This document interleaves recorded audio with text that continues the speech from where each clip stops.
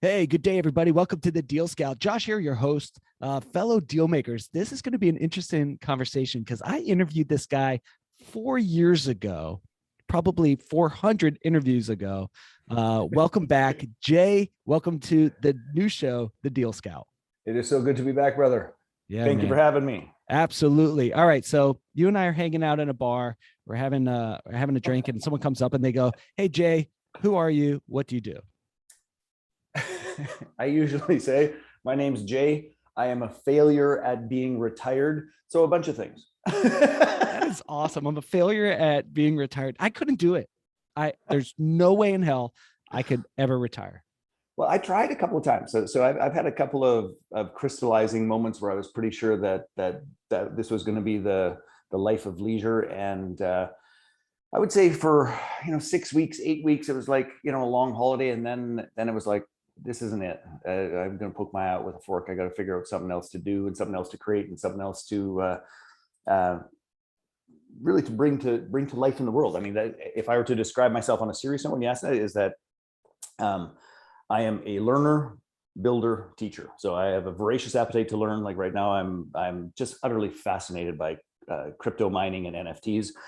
So I have to learn what that stuff is and all those pieces. Once I learn it, I have to build it, because the intellectual knowledge doesn't count. I'm a Saskatchewan farm kid, so I have to like build something real, which is sometimes difficult in the crypto world, but something that I can feel, test, all those sorts of things.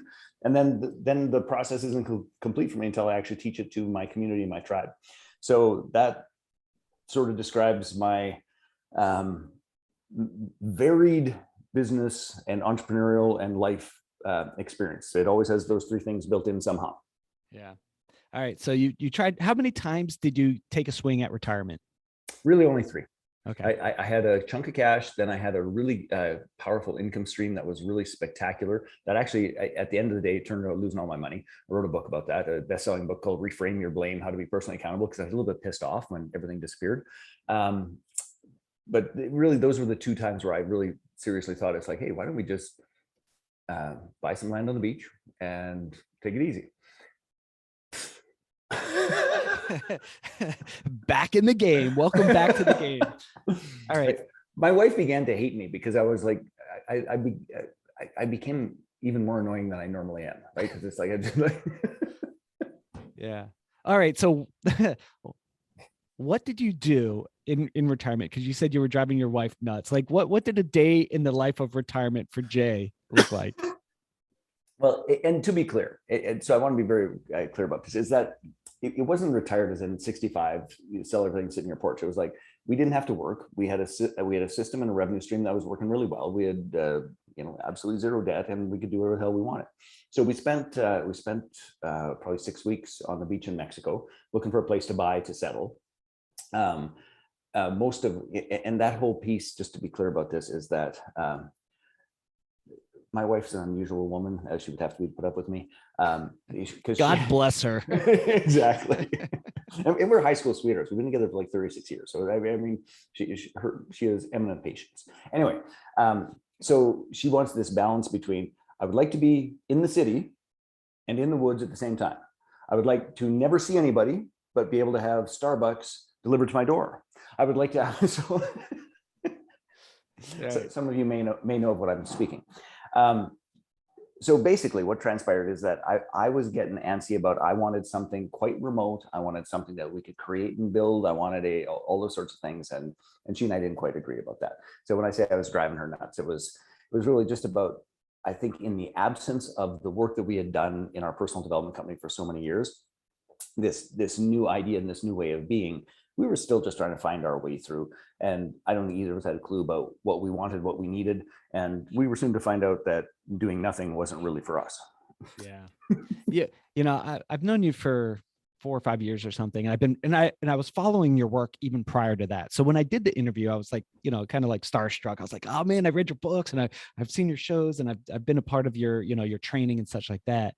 But you're built, you're wired to do a bunch of shit. Like you love putting deals together, and you love people. Like that's how you're wired. I can't imagine you doing anything else. It's true, and it's really hard on my team. Like quite literally, we've just launched, literally in about a week, a new way to buy our live event, which is called JVology Live. It's a joint venture training program and community building piece and all the rest of it. And literally in a week, we've rolled out a process where people can actually buy the course utilizing NFTs and be able to resell those NFTs to recoup their money as the JV and all these pieces. So we've gone from what's an NFT to it's like, hey, if you're going to attend the event, you should probably do it buying an NFT. And my team is like, what? Yeah. So, but the other side of that is it is one of the reasons why our team or my team stays. Like I've got people who've been with me for 2 decades because of they can count on me to bring new, interesting, unusual ways to bridge business, do deals, meet people, and do the shit we like to do. Right? And I should be real clear about this is that I like to make money, but it's really secondary. You know, it's like I like to do my thing. I like to learn, build, and teach. And if we can make a little money and buy an asset along the way, then we'll do that. Yeah. Yeah. Is there a number in your head when it comes to making money? Like, so money's not a main motivator, but is there a number amount that if you did hit it, you're going, I'm really retiring and I'm gonna take up honestly, I've sunbathing? totally given the idea of retirement up. Yeah. It just makes no sense to me. I'll tell you that. So we're in the process of building a platform that basically 2 parts.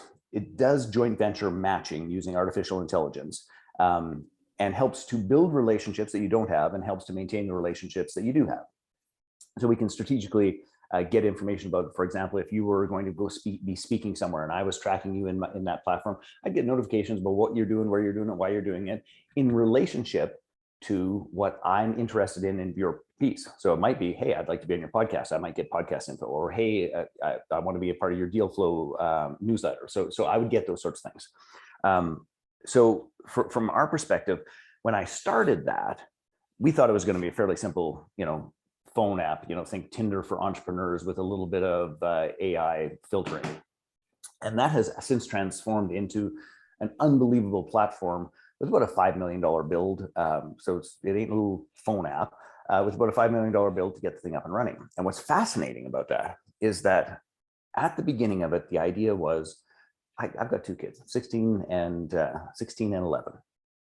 Of course, the 16-year-old thinks he's 27, and the 11-year-old, I used to say is still cute, but he's getting to that tween age where he's going to get a thump in here too.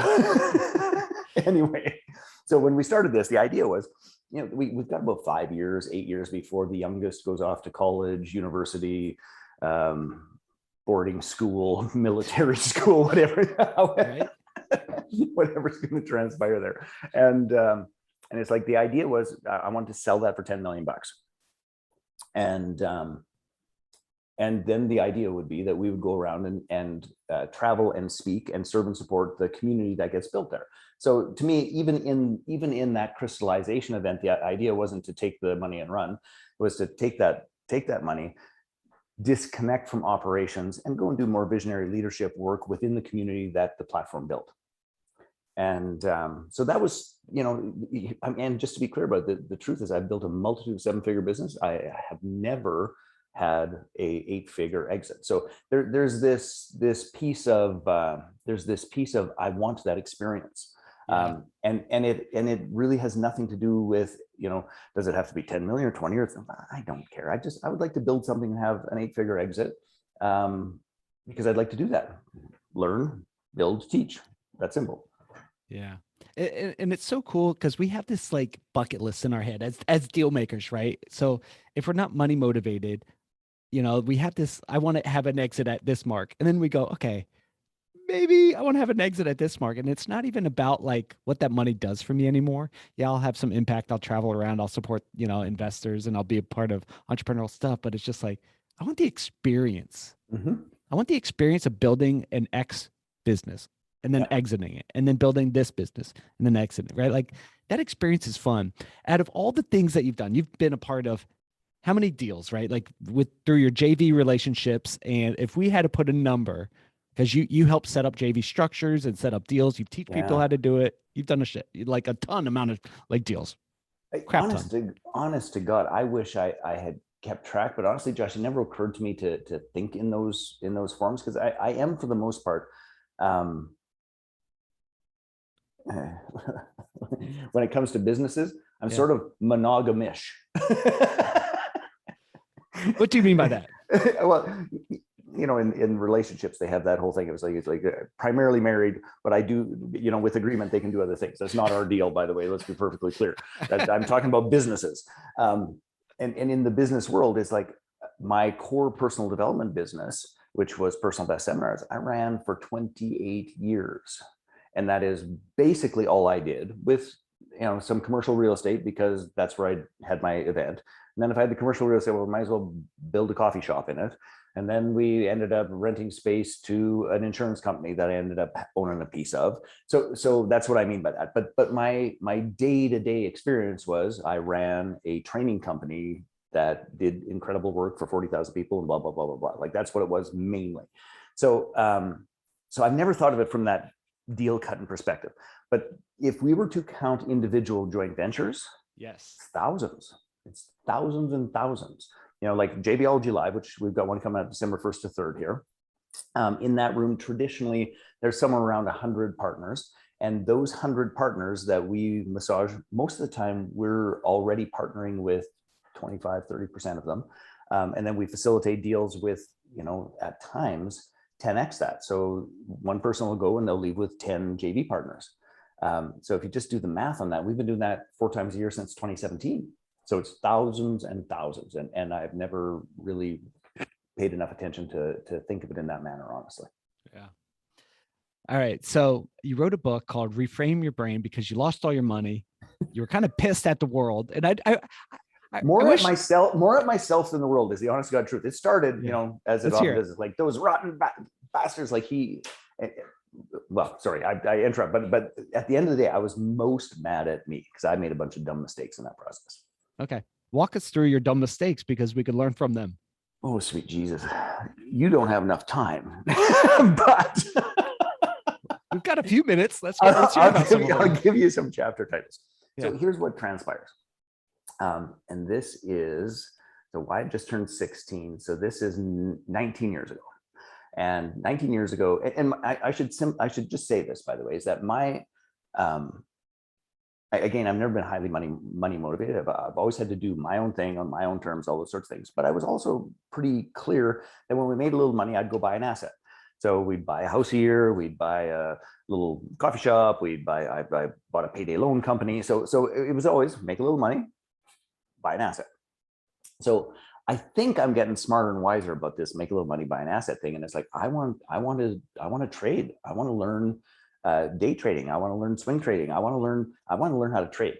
So I've got a grad who has been apparently printing money for eons trading. And it's like, would you teach me? And he's like, it's a pain in the ass and it takes a lot, but you don't really want to do that. It's like, no, I really do. I think I'm ready. And he brushes me off 2 or 3, 4 times. So finally, I kind of corner him. I say, look, I'm sitting on a chunk of cash. I'm going to do something with it. I'd like to trade. And if I don't get some support, I'm just going to buy another house. He says, look, here's the deal. I'm not a bad trader, but I'm not a great trader. I actually trade on my own, but I also participate in this private equity trading thing that I want to introduce you to because he is doing consistently 7, 15, sometimes 20% a month. And he is a stunning trader. Now, it's a private, it's not public. It is all those sorts of things. It's within a private corporation. In Canada, you're limited to 50 investors in a private, and there's only a couple spots left. Do you want one? So I hem and I haw and I this and I that. And it's like, well, we'll put a little money in there. And I say, it's not really what I want to do. I want to learn. Well, to make a long story longer, I start with putting $5,000 in as an experiment. I think 3 months later, I've got $50,000 in. I think 6 months later, I'm at 100,000. And this thing just keeps printing money like mad. And everything, I want to cash it out. I get it out in 24 hours. It's like, it's really marvelous. So I put about a $500,000 mortgage on one of my commercial properties and dumped that in the fund. Oh, no. Oh, yeah. What year was this? Give me an idea. Well, it's 18 years ago. So whatever the math is on that. So 2000, so Three-ish. that's so it's just before Wise Barn. So 2003. Okay. And the thing just keeps printing money, like my passive income a month out of this thing was about $50,000-$60,000. It was one of the times where we went and sat on the beach for 6 weeks. Yeah. yeah, sorry, I just had a little brain holiday, but it was really spectacular. Like it was really, really spectacular. So what transpires? I'm just going to fast forward to the punchline because I feel guilty about doing so well in this process when I have family members that are struggling. I got a mom who's aged. I've got a sister that's just going through a divorce. I got all sorts of things. I have a bunch of staff people that have been incredibly, incredibly loyal to me that I don't pay anywhere near enough for me to be, sitting on the beach, making 60 a month before I get out of bed. So I call everybody together and say, look, I'm in this thing. It's clearly a little bit risky because it's trading, but I'm now at a year and a half. And by the way, at the end of this, I think that year I paid $122,000 in taxes or something like this on our earnings. Like it was like, this is a legit thing. I say, but it's still risky. If you want, you can invest money behind me in my name, because there isn't any more room in the process because it's a private corporation in Canada. If you want, you can invest money behind me in my name, and I'll just split the rewards proportionate to what you're doing, and that way it should make your life easier and my life easier, and everybody gets to win. So fast forward another 2 years, and I get a phone call from my sister who says, "Have you seen the Calgary Sun?" That's the newspaper of the time. "Have you seen the Calgary Sun?" I said, "No." She says, "Then you haven't seen the obituaries." I say, "No." She said, "Well, David, the gentleman who had all our money, is dead." And I'm like, dead? And when you ever just had that, and ladies, this is going to sound totally horrible, but just, if you've ever been kicked in the nuts as a man, there's something that happens in your body that is indescribable and unpleasant. Yeah. This would be the equivalent of that. I can just feel it. It's just like, oof. So it's December, cold, Calgary. I race over to the little Max store, there, sure as hell, there's this picture, and there's no details about how or why he died, which to me is another red flag. And we find out shortly thereafter that he killed himself, hung himself in his furnace room while his wife was out getting groceries and his 2-year-old daughter was sleeping upstairs in the crib. And what unfolded was that the trading fund was in fact legitimate at the beginning. He made a mistake and lost a bunch of money. And instead of letting everybody know he lost money, he lied and doctored the reports, thinking that he'd just make it back. And lie begot lie. And ultimately, he took his life over it, and our money disappeared. Now, it's all well and fine to lose my money, but now I have my mom, my sister, my staff, friends, a whole bunch of their money gone as well, which was just an epic mess. So that was more than a little unpleasant, to put it mildly. So I told the story. I didn't tell you all of the mistakes, but I think that you get the most of them. But the thing for me that I was most mad at was that there was more due diligence to do. I did the surface tests. I didn't do the deep tests. I didn't actually dive in the manner that I knew I could have and should have, for fear of being removed from the process, which of course in something like that is like red flag number one and then some. But I tell you what, that experience, so we lost about $1 million, and I remember having the conversation with my dear wife, and it was all our liquid cash. That was our liquid cash, because if we had liquid cash, we put it there because we wanted the returns. So I remember that, I don't know, maybe day 2 shock is starting to wear off. And I say to Corey, it's like, I'll be straight with you. I don't know that I have it in me to work the way that I've worked to get the $1 million liquid cash to invest again. Like, I worked 16 hours a day, 18 hours a day, like a goddamn madman for the better part of a decade to accumulate that. Because I literally, just to be clear about this, I started from less than nothing. I had less than nothing, no silver spoon here in any way, shape, or form. I literally bought my company out of bankruptcy and took on their debt. So there wasn't a running freaking start here. It's like, I'm not sure that I got it in me to work that hard again, get $1 million liquid. And I'm really not sure what I'm going to do. So I started writing a book. Please hear this, not to sell, but for my own personal therapy, to figure out what the hell went wrong. How did I go awry on this? why is it that I feel so victimized about this? Because, the truth of the matter is I teach personal development courses. I teach people about accountability. And here I am in this incredibly victimized position. So I started writing, not for a commercial purpose, but for my own therapy, figure out what the hell was going on with me.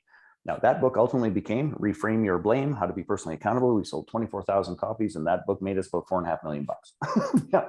So it worked out okay, but I tell you what, it was a god-awful, horrific experience. Like that was a sort of come to Jesus moment about how are you going to show up and how are you going to actually take care of your money? Because no one cares as much about your money as you do, even if you don't care very much. Right. Got a question for you. One of a business owner, I can't give too much information. She's doing pretty well. And I'm asking this question for her. We just had a meeting. Yep. And she has, she's going to do about 500K this year, 2 years into business, 28 employees. So like young business, just really doing well. Mm-hmm. She did an investment and she lost some money. Mm-hmm. And she like gut punch, like she feels like, ugh. You get 10 minutes, a few minutes with her, have a cup of coffee, and give her a piece of advice. Cause she's like, should I hang up my business? Should I go back to work? Like, should I build this through my business again? Like, what advice would you give her? Well, first and foremost, how much I need a number because it makes a difference. And 72K. She lost 72K. On $500,000 a year business? Yep. Yeah. Get to work is my short answer. But I want to be really, really clear about this. And honest to goodness, the first thing I would do is I would recommend she reads my book, and I'll give it to her for free. And she will gain a perspective that this could, in fact, be one of the best things that ever happened in her life. But at 72K on a $500,000 business that's young is a small amount of money. And I'm not trying to diminish the loss because I know what it feels like. But the truth is, this is nowhere near in the realm of seriously considering hanging up the gloves in any way, shape, or form. But here's the part that I would strongly suggest is that I would be diving into what is it about her? How did she make those choices? Why did this lesson, and it is, appear at this moment in her business? And what is she going to do with it and about it? And the honest to God truth is, and here's one of the key pieces about this, is that if she doesn't show up and participate in it in that manner, whether it's 72,000, 7,000, or 700,000, it will be her ultimate demise. It'll happen again. Yes, it will happen again. Yeah, and a whole bunch of other things will happen again. Is that she's going to feel less confident in the process. She's not going to be as driven in terms of earning because she's going to have some beliefs about it getting taken, the rug being pulled, and a whole variety of pieces. But I will guarantee anyone who's been down this road that if we can separate ourselves enough from the gut punch or the kick in the you-know-what, to see what it means, how we're going to participate, and what's going to be different about our lives facing forward, that this is probably an incredibly inexpensive and powerful lesson about who she is going to become in her life, in her world, and in her business. All right. So you ran a personal development company. So you've seen the stories, right? I've lost this, I lost that. You've lived it and you teach it now, right? And I think as we go through life and we get kicked in the junk and we experience a pain in our life, financial, relationship wise, right? We could either have a pity party and we could go down this spiral of pain, or we could turn the pain into some level of a purpose, right? To give to other people. All right. So what can I tweak that? A gift to ourselves first, and then it can show up for other people. People screw this up all the time, is that the lesson and the mission is about me doing it for other people. Wrong. Full stop, wrong. And it's where people recreate the pattern. So the ownership of the lesson and the shift has to happen here first. And if we get it here first, then it actually makes a difference for others. When people leap past that, as this happens so I can teach the world to do X, bullshit. I call bullshit every single time. And you watch the people who say it and they repeat the pattern. The distinction here, and it's a big, big, big distinction, Josh, is that lots of folks want to take the lesson and make it about somebody else. The lesson didn't happen to somebody else. The lesson happened to me. I'm the one who made the decisions that lost $1 million. She's the one that made the decisions that lost $72,000. She's the one that needs to figure out what the hell it means about her heart, her mind, her soul, her business, and her purpose on planet Earth. And that purpose on planet Earth starts with her, not anyone else. And that distinction, by the way, F's up more people in the application of the lesson of the difficult times in their life than any other single factor. The painful lesson was a gift for you. Let it do its job, and then you could give to the world. Exactly. Oh, buddy, that's deep, man. All right, so you lost $1 million. Not only your money, right? Losing your money sucks. Losing your mom's money, your sister's money, your brother's money, your uncle's money, whatever, friends' money, your employees' money. That's a different level. Honestly, I feel emotions about it, even saying like that was the hardest part. Hardest part. That is the app, because you have a responsibility, right? 100%. And when it's winning, everybody's cheering. When it's losing, they all look at you. Exactly. You're the bastard. And by the way, and it was literally you want to hear, and this doesn't directly address your question here. Yeah. But I want to just I want to point something out that to this day still is fascinating to me, is that so we spent 3.5 years plus or minus being completely and utterly financially free. We didn't have to do anything. And I got to tell you, we enjoyed those 3.5 years epically. Like our experience of who we were, our experience of how we made choices, our experience of how we gave to our staff, our family, our community, like it was a stunning and beautiful experience, except for one small little detail that we did not know in that 3.5 years. It was all untrue. All of the assumptions, all of the experience, all those things that was real was based on one fundamental lie, which is we had all this money and it was printing all these returns, which was not true, which is a whole fascinating experience when we think about this, which is, well, wait a second, could I just have that experience no matter what? And the answer to that question, of course, is yes. It's the Matrix, right? It's fake. 1,000%. So that was perhaps one of the greatest lessons of this entire process, which is up to that point, I can honestly tell you that I would get effed up about money. So I quite literally bought my personal development company out of bankruptcy. I was an employee. They got into trouble. I thought it was my mission in life. So I paid off their debt and took over the assets. So I literally started from less than nothing at the beginning of that. So I first tell you that, I was pretty good at taking a nickel and splitting it 7 ways. So now all of a sudden we're financially free, and we have this different experience, except it's not real. Yet we lived it as though it was real for 3.5 years, and that was spectacular. Anyway, my point being, going back to your question about the people behind it, is that at one moment I'm a hero, the next moment I'm a villain, and the truth of the matter is that neither of those things are true. So good. So if this is all a facade, right? If it's all the Matrix, right? Because you were living an experience based on something that this guy was telling a lie. Based on a statement that came every single month that said you made $62,000. And I'd say, well, we're a little bit short, send me 25. Need to send me 25. Wow. So how can we, the question or the hidden nugget in there is then we can then replicate that feeling or that experience without the X in it. Yes. How the heck do we do that? By the way, this might be one of the key lessons for your dear friend that just took a kicking. Yeah. So, and I'm going to use my wife as an example. So I grew up in a family where my dad was a salesman, and he would win like stuff like crazy. We had a tiny little farm town in Saskatchewan, and he was like one of Canada's best salespeople, whatever the hell he did. So we did okay. My wife grew up in a house where her dad basically stuck at a job for 27 years to get a watch to make sure that the mortgage is paid, and whatever you do, don't lose a penny, and don't be one of those stupid entrepreneurs, because those people, they take too many risks and you might go hungry. That's a funny mix, right? Yes. So my point in terms of spelling that out is that she and I come from very different backgrounds, very different expectations, very different understandings. But the gift, I think, in the process was that I think her experience at the end of this, by the time we navigated our way through and I wrote the book, it was a shocking success because that wasn't its intention. And we got ourselves back on track.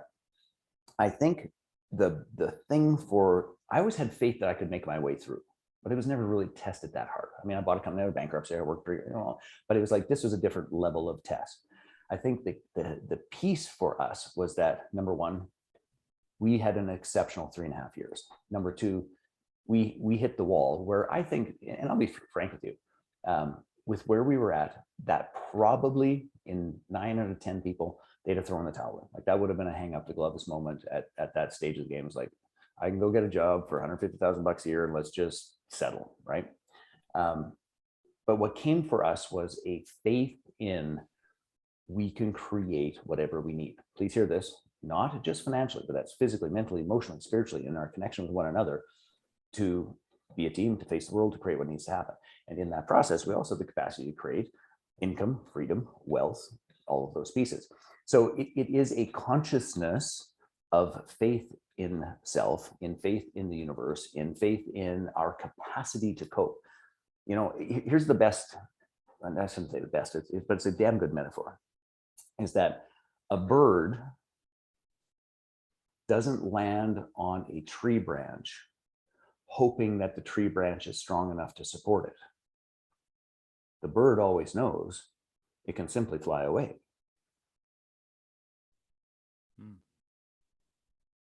But we as human beings spend an inordinate amount of time trying to make sure that the platform is safe, that we're double wired in, that we're like, it's going to be safe, that this is all going to be okay, that this it's not going to all be okay. Like, that's the other part about this, is I have complete faith that it's not all going to be okay. And I also have complete faith that I can fly away. Yeah. I don't know if that makes any sense to you. Yeah. Okay. So it's funny. I love hanging out with entrepreneurs and investors, visionaries. I have more of a struggle hanging out with the corporate man or the government. Like, I worked in the government for a little bit. I worked in big corporation.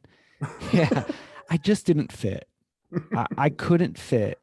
Josh, you work 35 years and then you get to watch and you get the retirement and then you could live the life you want to live. To me, that sounds like hell. And I don't know if I can make it 35 years, to be honest. Yeah, no, So I have a hard time so when I'm having a conversation with them, they go, well, what if the branch breaks? Mm-hmm. And I've been bankrupt. I've been on food stamps. I've worked in venture capital, private equity, and then I've had to knock doors selling roofs, in neighborhoods. So like I've been there. Mm-hmm. So it's like, if the branch breaks, I'll go knock doors again. Mm-hmm. Or I'll go sell something. I will find another tree. I will create a method and means.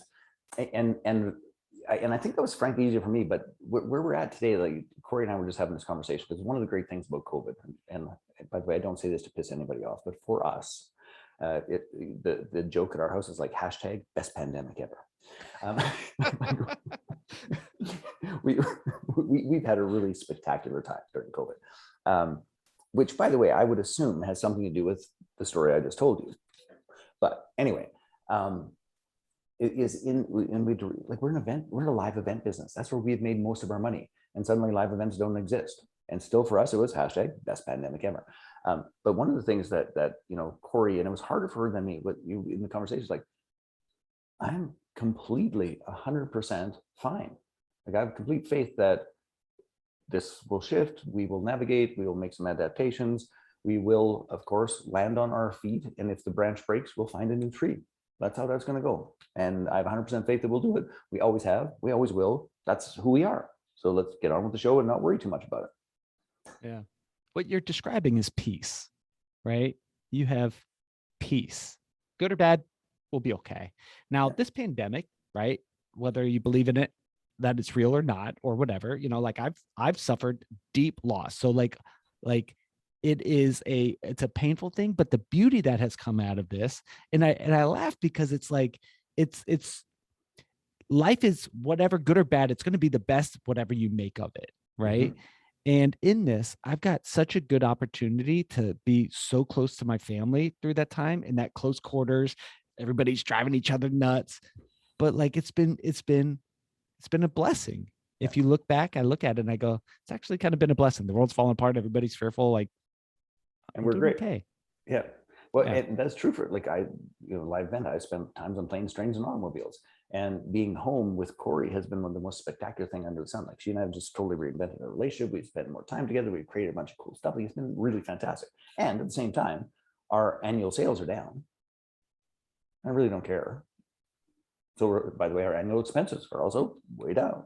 Like it's all good. And if we were worried about it, we would hustle up something else. Yeah. But anyway, it's an interesting piece. And I just wanted to sort of bring this full circle because I told you when you asked the question, I said, you didn't have enough time. Yeah. Well, that's what I like about your style, Jay, is that you're a straight shooter, and you know, like I refer to like standing out naked in the cold, wet rain, right? So it's like, you are who you are, like you or not, right? And I like that, and I'm drawn to that, and I think other people are too, and I think that's what you've kind of mapped out with doing relationships with people, right? You help people put together relationships and deals, right? That's I built my model based on, you know, putting deals together and people together, because I suck at operating a deal, but I'm good at people, to be honest. And you know what's interesting about that? I think one of the greatest entrepreneurial myths that exists anywhere on planet Earth is that as entrepreneurs, we've got to be well-rounded. We've got to figure out how to do all these things.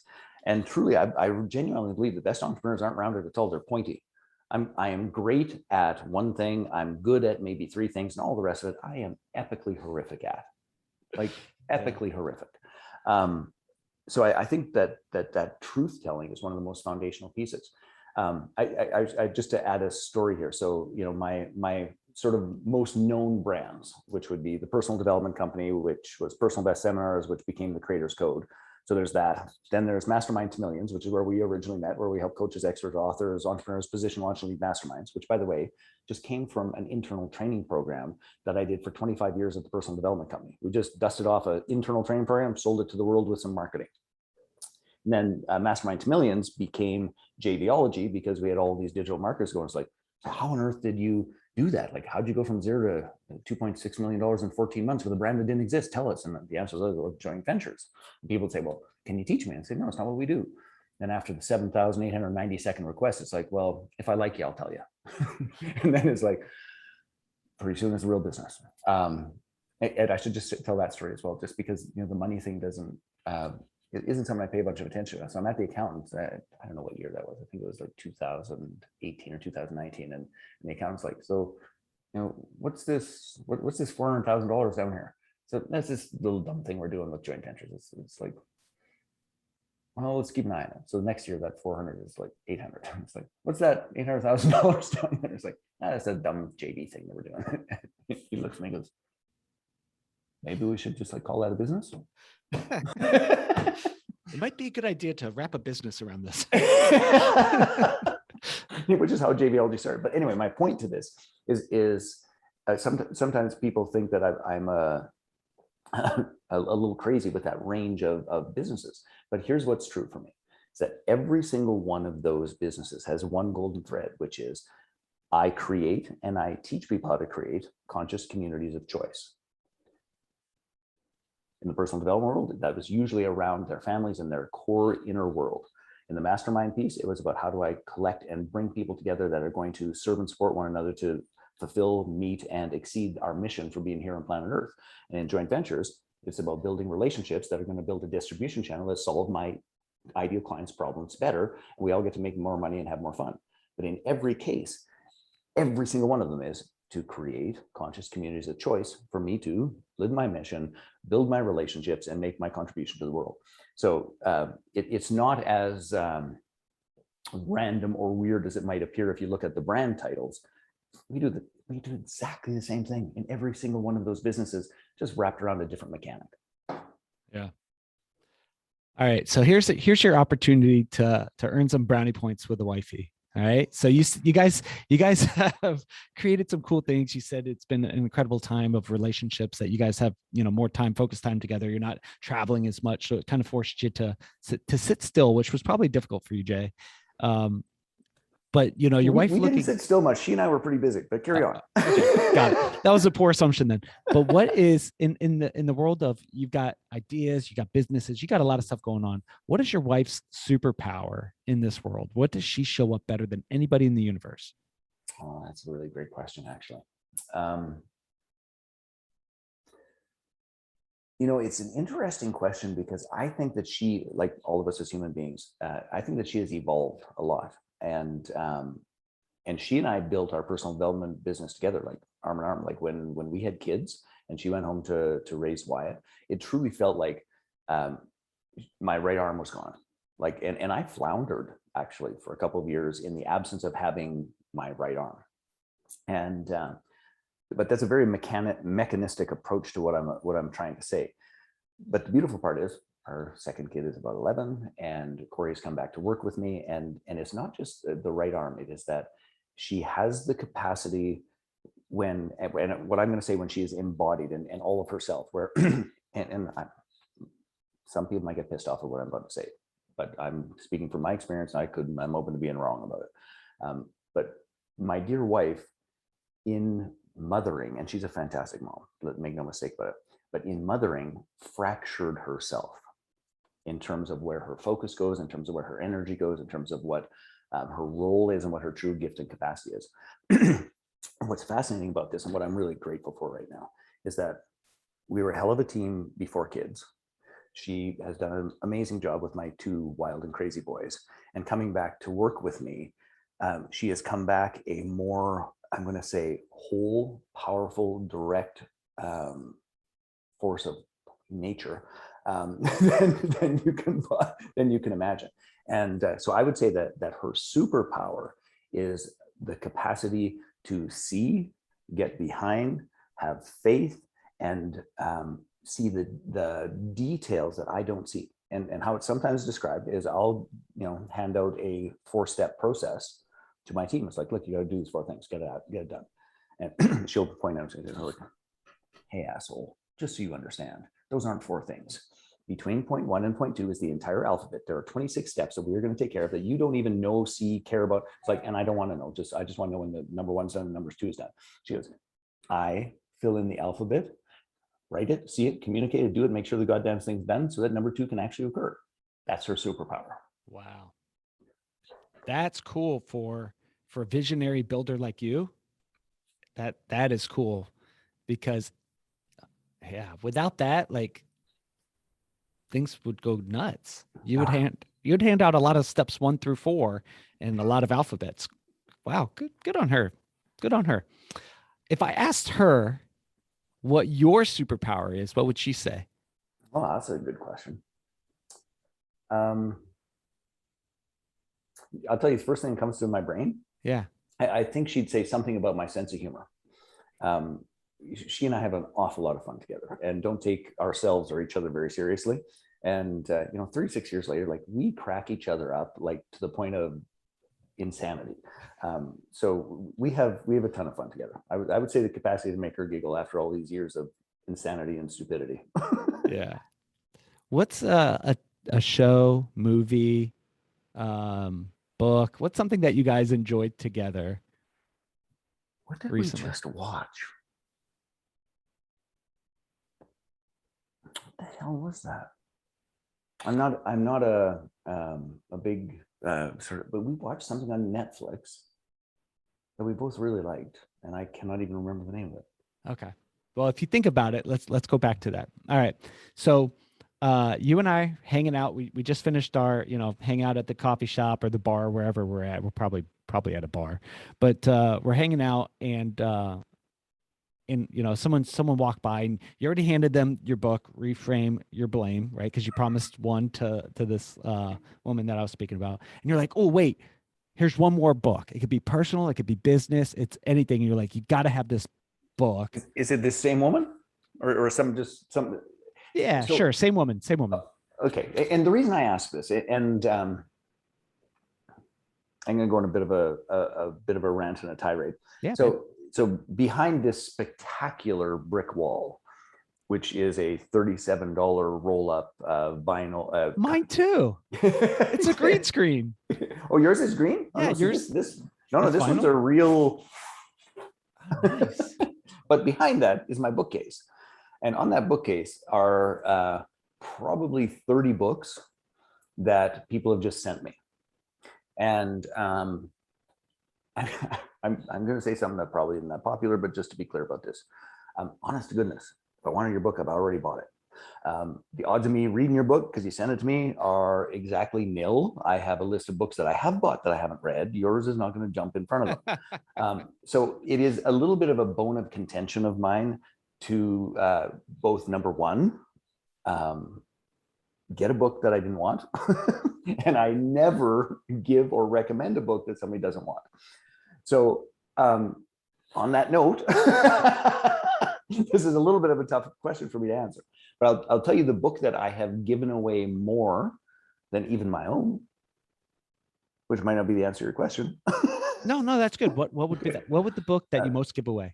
So, and here's how I give it away. Anybody who's expecting a child, I say, there's a book that saved our, I think, marriage and lives that is absolutely, I think, vital and necessary for all parents to have. But I'm fully aware that what all new parents love is unsolicited advice about how they should do shit. So if you will read the book, I will buy it for you and send it to you. If you don't want the book, then you have many sleepless nights and enjoy the first couple of years of parenthood on your own. And the book is called Healthy Sleep Habits, Happy Children by Dr. Mark Weisbluth. And it is the best book in the universe for anyone who is a new parent. And here's the premise of it in a nutshell, because I'll pitch his book because I've given away so many of them. It is this: sleep is a learned skill. It is not natural. And in fact, babies want more than anything else to be present with their parents, not to go to sleep. We have to teach them what it is to learn how to sleep. And when I was first told that, I thought that was the dumbest shit I've ever heard in my life, because obviously sleeping is innate to humans. I was wrong. That book, best thing in the entire universe. Can't tell you how much. That's so awesome. Hopefully if she lost $72,000, she's not having a baby right away. But if she did, that's the book I'd give her. There you go. Very good. Very good. So Jay, you and I could either, here's the red pill, blue pill that you get to choose the path of this interview. Okay. All right. One, you and I could go back in time and have some fun, or you and I could go in the future and have some fun. Cause then I'll pose the next question behind whatever. I would go future. I am so fascinated about the future. I cannot begin to tell you. All right. You and I go into the future. How old are you, Jay? 54 in January. I know I'm 54 now. I'll be 55 in January. Happy birthday. All right. Thank you. So you and I get to go 54. You and I get to go 26 years in the future. So you'll be 80 and we're hanging out with the future Jay. We're sitting on the rocking, the front porch. I better not be in a rocking chair at 80, by the way. You change that up. Okay. We're skydiving. or bullfighting, right? We're about to go bullfighting, and we're hanging out with the future Jay, and you're just about to jump into the ring as an 80-year-old Jay, and he turns and he looks at us, the 80-year-old Jay of the future, and he gives us one piece of advice. What does the 80-year-old Jay who's about to go bullfighting turn and look to you and me and say? Upgrade your life insurance. Yeah. All right. What's the next thing he says after he says that? So that's an interesting question. Intuitively, yeah, and I am very cognizant that my my cognitive bias of what I've been really diving into for the last 3 weeks. And by the way, I've been at it since 2014, but really the 3 weeks of cryptocurrencies, NFTs, decentralized finance, all of those pieces. I think the advice would be trust your instincts about what's going to transpire in the world of crypto and finance. And over again, and literally, I just got goosebumps in saying that, like, which to me is one of the signs that the universe is speaking, or it's cold in your office. both probably true. It's just going to get weird out there, and I think that it's going to be both incredibly exciting and full of opportunities, and I think it's going to be incredibly hard on a whole bunch of people. And lots of folks who think their branch is really freaking strong and solid are going to soon find they don't have one, and that this is an area that requires time, effort, energy, education, and substantial risk, because it is still the Wild West. And be prepared to lose, be prepared to gain, but above all else, be committed to play. That's such a great episode title for this. It's because I was thinking, I always be committed to play. I'm always looking for what's the title, what's the hook of the show. And I was like, all right, reframe your blame. And then, like the painful lesson was a gift for you, but like, be committed to play the game. Yeah. Be committed to the game. Well, and expect to lose, expect to win, but be committed to play the game. Like I think that's more important today in this whole world of call it economic revolution. I think it's the most important lesson. I mean, quite literally at JVology, I am doing what we call Freedom Fridays. I'm doing an entire series of free trainings on Fridays just to help my tribe learn what a wallet is, what a crypto exchange is. We're giving them NFTs so that they can resell them, so that they've experienced of actually holding and selling all those pieces like that. Like, we're just doing that for free because I think it's that important, and they have to freaking play. And those that, my challenge to folks is, and I don't know who all is watching this, but my challenge to folks would be this: is that if you're doing okay and you have a little bit of a tribe in the community, what are you doing to help pave the way for folks for the change that's coming? We're doing free trainings. We're doing a whole variety of pieces just so that people know what the hell a cryptocurrency is. So they know what the hell an NFT is. So they, and truthfully, NFTs with smart contracts are going to be the future of joint ventures. NFT with smart contracts are going to be embedded in almost every single deal that we make in the, let's call it 12 months. That might even be too long. But in 12 months, almost every single deal that's going to occur will be embedded with smart contracts, probably utilizing NFTs or some other future crypto blockchain-based transparent process. It's going to be everywhere. And the question is, what are we doing to, number one, participate and play? And how are we going to serve and support our tribes and our communities to participate and play? Because good God, it's important. So good, man. I like expect to lose. Right? Like, people go in expecting the branch to hold or it to blossom into beautiful flowers. Mm-hmm. But if you go into this one thing's going to do it. Out of a tree that has 1,000 branches, 900 of them will break. Yes, exactly. So yeah, expect to lose, expect to win, but be committed to play. That's it. By the way, that is hockey father wisdom. Hockey father wisdom. Both my boys play hockey, and it's like they get all screwed up if they lose, and like the 16-year-olds pouting when my team sucks. Well, your team doesn't suck. So what do you got to do next time? Because if you're out on the ice, you can expect to lose. Yeah, you can expect to win. Let's get committed to playing. Yeah, I broke my first tooth in half playing hockey. So my mom was born in Newmarket or Toronto or something like that. I have family in Canada, and I grew up playing hockey. But a Florida boy playing hockey is not a good sight. Okay, do you want to hear? Do we have time for a silly short story about what you just said? Hell yeah, yeah. Okay, so this is a good example of expectations and context. So I grew up in this town, Sceptre, Saskatchewan. It has 3 streets this way and 3 streets this way if you count the highway, and you always count the highway when you're in Saskatchewan because not every town has one. Okay, so like, on a good day, there's 65 people in there if the farmers are in town. Like that's fundamentally it's a big farm. Anyway, there's 2 sports. Well, there's 3, but one doesn't count. There's baseball in the summer, there's hockey in the winter, and there's curling in there, but curling is ridiculous. Yeah. Anyway. That's not a sport. Exactly. You and I are on the same page. So I am a terrible hockey player, like terrible hockey player. And like, I'm the worst on my team, and not by a little bit. Like, I am like bad. Like, you should play curling. I should play curling, except I hate it. So anyway, my mom and I moved to Saskatoon, which is a city at the time, I think 150,000 people, something like that. And these kids, and I'm the new weird farm kid. These kids asked me to play hockey, and it's like I really want to go and meet people and start building a network and all those sorts of things, but I don't want to play hockey because I am horrible. So anyway, I go play hockey and get out on the ice, and I am skating circles around these kids. And it's like, at first it's like, so are they like just like sandbagging to make like what? And it's like, I'm a superstar out there. And it's like, then I'm beginning, it's like, so do they have some like developmental disabilities? Is there something wrong with them? Did mom send me to the slow school? Like what like I can't compute this because it just doesn't add up with my entire experience of myself in my life. So I get home and mom says, how'd it go? And I said, well, weirdly, like I was great. She was, oh, good for you. That's awesome. It's like, well, no, it's not good for me. It's like, I am the worst hockey player on my team and have been for like 5 years. How, like, what the hell is going on?